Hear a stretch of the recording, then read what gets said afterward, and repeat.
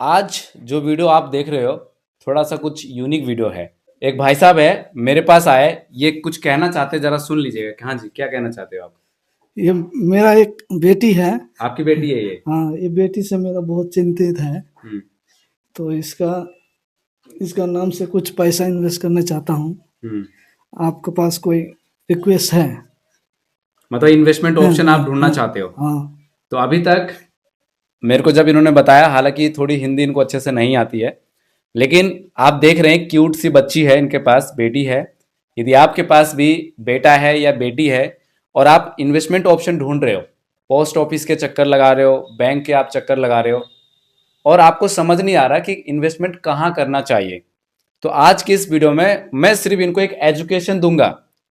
अगर ये एजुकेशन समझ पाते हैं और आप भी अगर समझ लेते हैं तो इस प्रकार से आपके पास जो बेटी है, बच्ची है, उनकी भविष्य जो है आगे चलकर बन सकते हैं। इनका कहना था, बहुत सारे बातचीत कर रहे थे, कह रहे थे कि सर 22 साल के बाद, 23 साल के बाद जब इनके हायर एजुकेशन के लिए मैं पैसे लाऊंगा तो वो कहाँ से लाऊंगा। और आप जानते हैं कि पोस्ट ऑफिस बैंक में यदि आप इन्वेस्टमेंट करते हैं तो उसमें जो ब्याज ब्याज का दो दर है वो काफ़ी कम है और बाकी बहुत सारे स्कीम्स भी है। लेकिन कहने का मतलब कि अगर ये कह रहे थे मुझे कि सर मैं थोड़ा बहुत पैसे पे रिस्क ले सकता हूँ, आप ले सकते हैं थोड़ा बहुत हाँ रिस्क हाँ, लॉन्ग पैसा टर्म के लिए, हाँ, पैसा के लिए रिस्क ले सकते है हैं। ना, क्योंकि कुछ तो करना है। तो आज सर आप बैठिए, मैं आपको आपको ध्यान से आपको बोर्ड देखना है ठीक और समझना है। ठीक। मैं यहाँ पे कोई इन्वेस्टमेंट के लिए आपको फोर्स नहीं करूंगा, किसी को भी नहीं, क्योंकि mutual fund as per subject to market risk, इसको आपको अच्छे से याद होगा। मैंने सोचा क्यों इनको लिया जाए ताकि आपको रियल एग्जाम्पल से थोड़ा अच्छे से समझ में आए।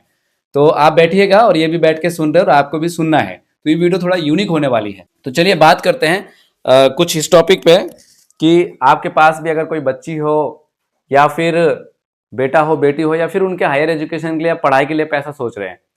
लेकिन आज के इस वीडियो में कंपैरिजन लेके आया हूं कि बहुत सारे लोग आपको मार्केट में मिलेंगे, जैसे कि जब मैं बात कर रहा था इनसे तो इनसे भी लोग ये कह रहे थे कि ज्यादा रिटर्न अगर आपको चाहिए तो ईटीएफ ले लो, ऐसे इनको बोल रहे थे। और मैंने इनसे पूछा कि ईटीएफ क्या है, इनको पता ही नहीं है। तो इनको नहीं पता लेकिन आपको पता होगा। और फिर कह रहे थे इनको कि पैसा पैसा सेफ चाहिए तो म्यूचुअल फंड लो। तो मैं आज आपको समझाऊंगा कि क्या सेफ होता है, कितना रिस्क होता है और किस में ज्यादा रिटर्न मिलता है। यानी कि आज की इस वीडियो का टॉपिक है ईटीएफ वर्सेस म्यूचुअल फंड, ठीक है। और यदि आप अपने बच्चों को लेकर चिंतित है तो यह वीडियो आपके लिए इंपॉर्टेंट है। मैं कह रहा हूं गेम चेंजिंग वाली वीडियो है अगर आप समझ जाते हैं तो चलिए थोड़ा थियोरटिकल समझ लेते हैं, क्योंकि समझना बहुत ज्यादा जरूरी है।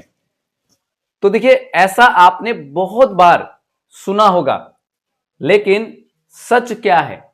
लोग बोल तो देते हैं कि भैया ज्यादा रिटर्न चाहिए तो ईटीएफ ले लो, पैसा सेफ चाहिए तो म्यूचुअल फंड ले लो। अब ये जो पैसा सेफ ये क्या है ना, और ईटीएफ क्या है, उसका कंपैरिजन देखेंगे, दोनों के लिए क्या चाहिए होता है। तो ऐसे लोग जो है बोलते रहते हैं, लेकिन आज के इस वीडियो में हम दोनों प्रोडक्ट्स के बारे में एक्सरे करेंगे। एक्सरे मतलब उसको जांच पड़ताल करेंगे, कंपैरिजन करेंगे, ताकि आपको अच्छे से समझ में आए।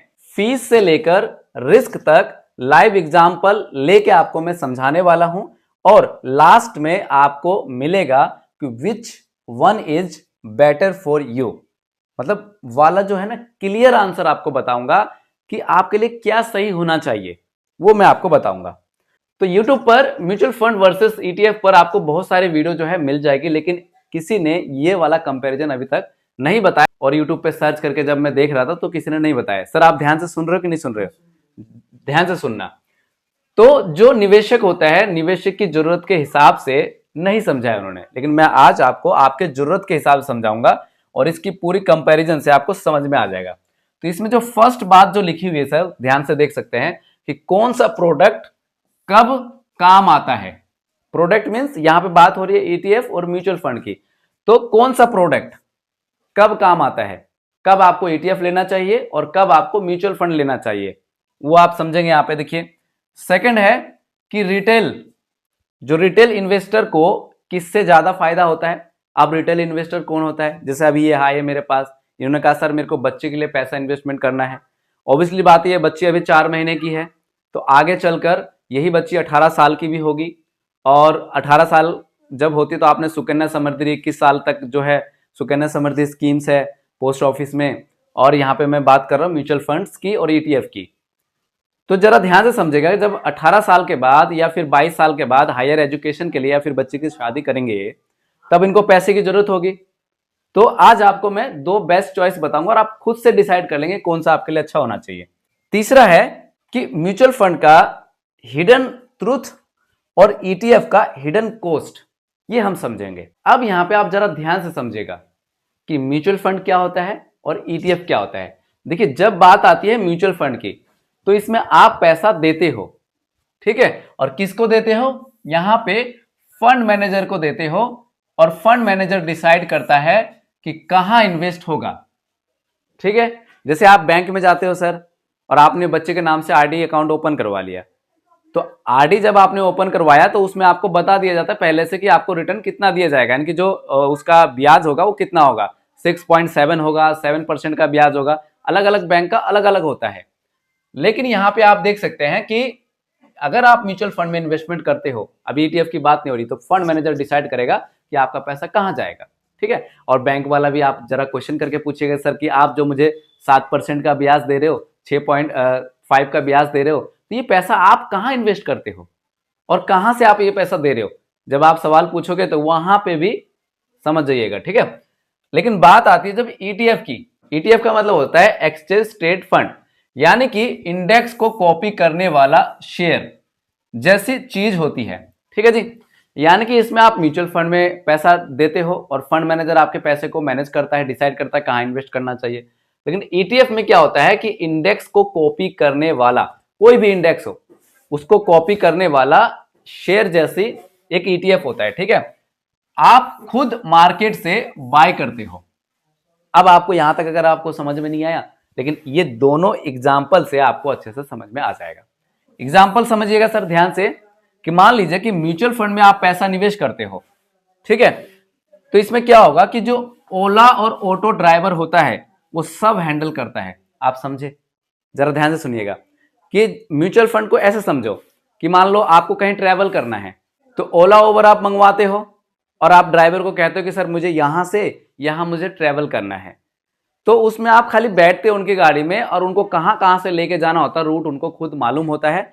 अगर उसमें कुछ भी होता है, अगर मान लो ऑटो पंचर हो जाता, कुछ होता, तो वो सारी उसकी रिस्पॉन्सिबिलिटी होती है, वही खुद ठीक करता है। आपसे बस एक अमाउंट ले लेते हैं कि भाई इतना किराया हो गया जाने का, ये हो गया। तो इससे आपको समझ में आया। लेकिन ईटीएफ की बात आती है, समझने के लिए मैंने एग्जाम्पल लिया, तो इसमें आप सेल्फ ड्राइव करते हो, जैसे कि स्कूटर, आप खुद बाइक चला रहे हो, आप खुद कार चला रहे हो, तो इसमें आपका सेल्फ कंट्रोल है। आपको ये रास्ता पसंद नहीं आया तो आप दूसरे रास्ते से जा सकते हो।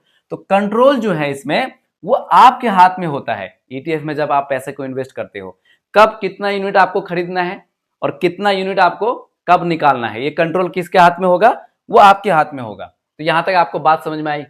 अब 4th नंबर में जो है वो बिगेस्ट डिफरेंस है, एक बड़ा जो है अंतर है, वो अंतर क्या है म्यूचुअल फंड और ईटीएफ में, जरा ध्यान से सुनिएगा। कि देखिए, मैं म्यूचुअल फंड में इंडेक्स फंड की बात करूंगा अभी, तो यहां पे देखिए पॉइंट है और यहां पे म्यूचुअल फंड ईटीएफ है, ठीक है जी।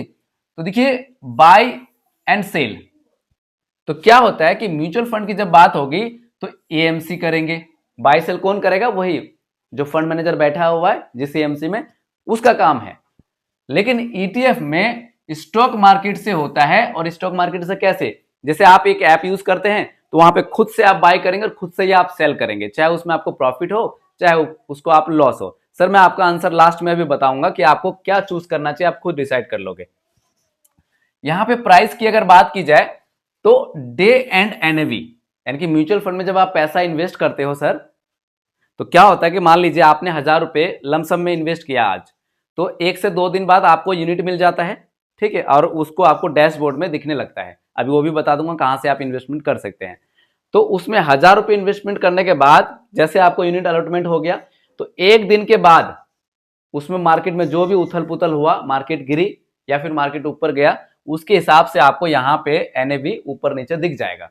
और एनएवी अगर बढ़ता है, आपने इन्वेस्टमेंट किया था, मान लीजिए कि एनएवी 12 रुपए था, ठीक है, एनएवी जो थी 12 रुपए थी, ठीक है, आपने यहाँ पे इन्वेस्ट किया और 1 दिन के बाद मार्केट ऊपर चढ़ गई और ये एनएवी हो गया 12.5, इतना रुपीस हो गया, ठीक है। तो आपके पैसे में कुछ ना कुछ रिटर्न आपको दिख जाएगा 1 दिन बाद ही। समझ गए सर म्यूचुअल फंड में कैसे दिखता है। अगर गलती से ये एनएबी आपने 12 रुपए में 1000 रुपए लमसम किया, लेकिन ये घट के हो गया 11.5, तो एनएबी कम हो गया, तो आपका जो 1000 रुपए इन्वेस्टमेंट था उसमें कुछ ना कुछ अमाउंट कम हो जाएगा। लेकिन हम जो इन्वेस्टमेंट कर रहे हैं बच्चों के लिए वो तो लॉन्ग टर्म का होगा, ठीक है, लॉन्ग टर्म के लिए इन्वेस्टमेंट कर रहे हैं। और आपने बोला थोड़ा बहुत रिस्क भी ले सकते हैं, तो जो व्यक्ति रिस्क ले सकता है वही व्यक्ति आगे चलकर पैसे जो है अच्छा खासा कॉर्पस जनरेट कर सकता है। तो ये आप समझ गए। उसके बाद अगर उसकी बात करें ईटीएफ की, तो जब आप ईटीएफ बाय करते हो तो आपको लाइव प्राइस जो है आप ट्रैक कर सकते हो, जैसे आप शेयर में करते हो। कोई स्टॉक आप खरीद लेते हो ना सर, स्टॉक जानते हो क्या होता है?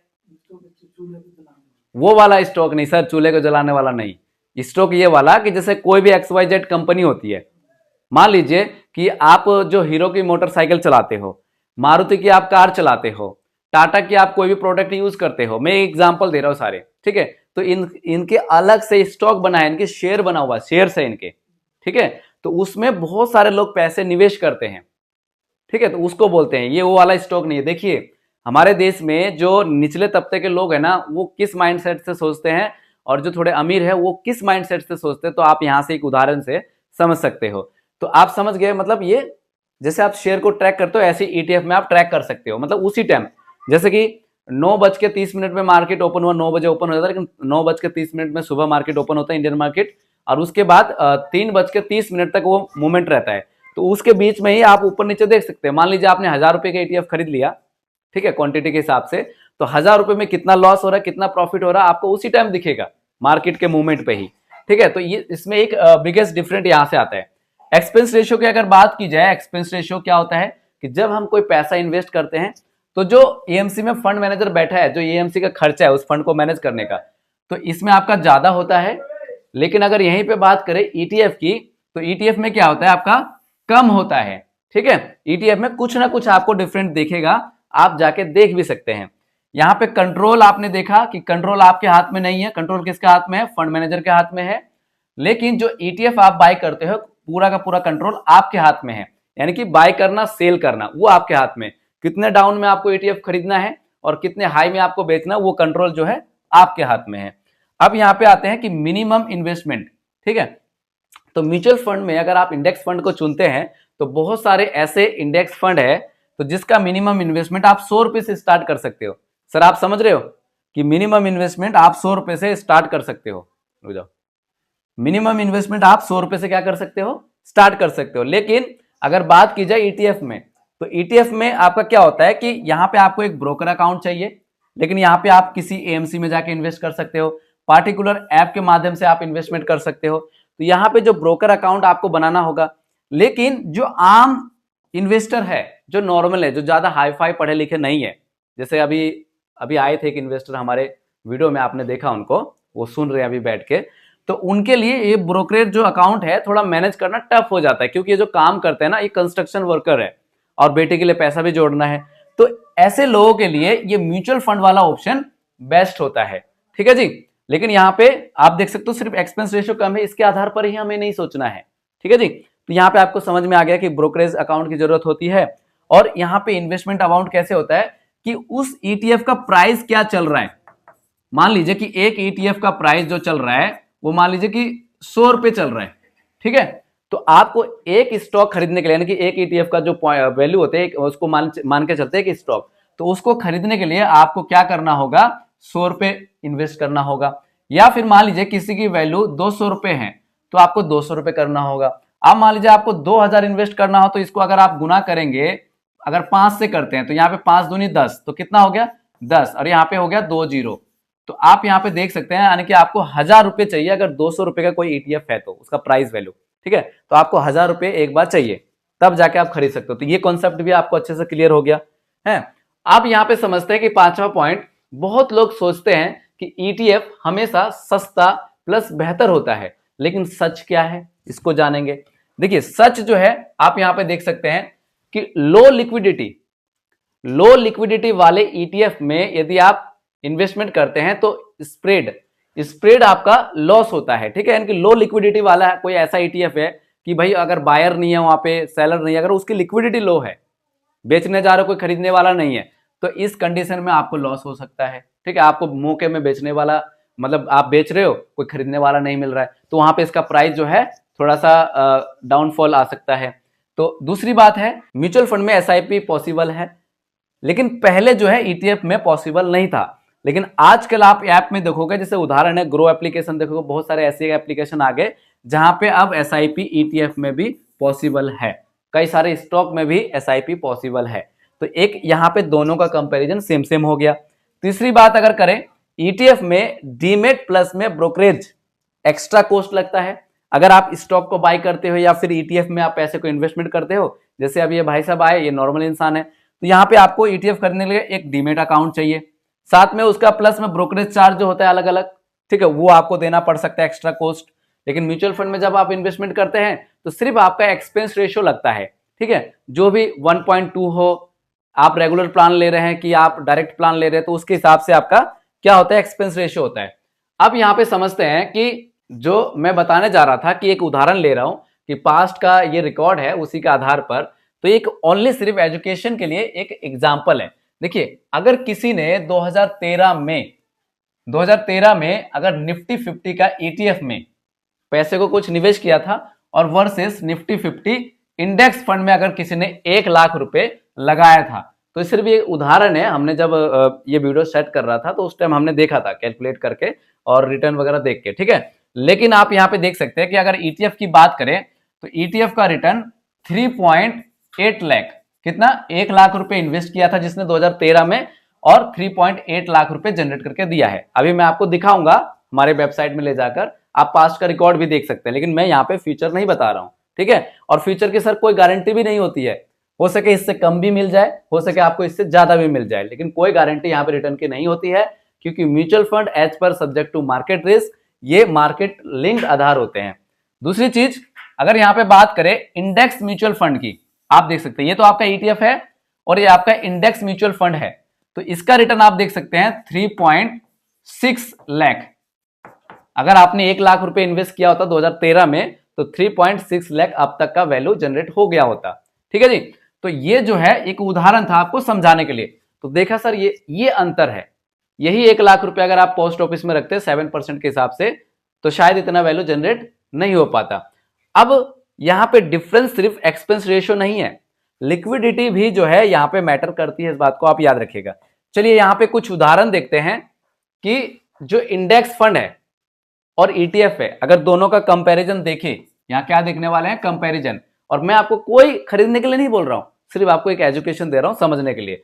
तो यहां आप देख सकते हैं कि इंडेक्स फंड 10 साल का कंपैरिजन, और कोई व्यक्ति यदि 1 लाख रुपए इन्वेस्ट किया होता, यहां पे ईटीएफ है 10 साल के लिए, और अगर किसी ने 1 लाख रुपए इन्वेस्ट किया था, तो उसी का जो है हम यहाँ पे कंपैरिजन देखने वाले हैं। तो चलिए इसको कंपैरिजन देखते हैं। इसके लिए क्या करना है, आपको क्रोम पे जाके gumdra.in लिखना है। जैसे आप लिखेंगे तो यहाँ पे देख लेते हैं कि देखिए यहाँ पे 10 ईयर लिखा हुआ है, आप यहाँ पे देख सकते हैं 10 ईयर है, और यहाँ पे देख सकते हैं 53 नंबर आप चूज करेंगे तो इंडेक्स फंड आएगा। उसके बाद यहाँ पे ऑल एएमसी हमने सिलेक्ट किया, क्योंकि यहाँ पे म्यूचुअल फंड्स की बात हो रही है तो एएमसी आएगा। और यहाँ पे सिलेक्ट अमाउंट हमने 1 लाख रुपए अमाउंट सिलेक्ट किया। आप देख सकते हैं कि इकाई, दाई, सैकड़ा, हजार, 10,000, लाख, 1 लाख। सबमिट बटन पे क्लिक कर देंगे।